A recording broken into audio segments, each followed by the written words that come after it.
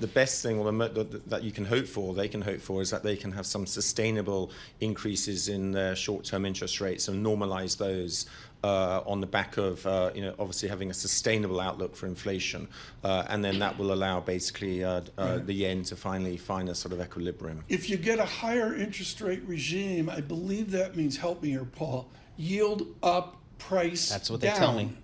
Is it a devaluation, a depreciation of the wealth of Japan? Well, to some extent. I mean, when you have when the currency is weakening, there's obviously a terms of trade effect, which means the real income of the Japanese people, in some sense, will be less in sort of global terms. So there's definitely a depreciation, from that side of things. But at the same time, I mean, at the end of the day, their potential growth is very low. There's a lot of damage has been done with very low negative inflation over the years.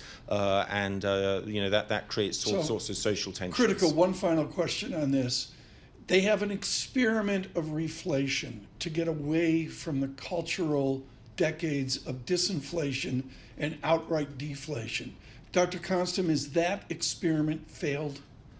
No, I think it's too soon to say. I think you can be sort of somewhat optimistic that Japan is getting out of its hole. I mean, you've now taken interest rates back to like 2010, 2011 levels. There's the lost. There's been a lost decade. There were lost decades before, sort of thing. But they've kind of got themselves out of that hole. So I think the outlook for Japan is somewhat constructive, especially if they can get a virtuous circle of wage inflation and price inflation, albeit at low levels, that keeps a positive interest rate. I mean, positive interest rates, are a good thing in terms of return on capital, and they'll support risky asset markets as well.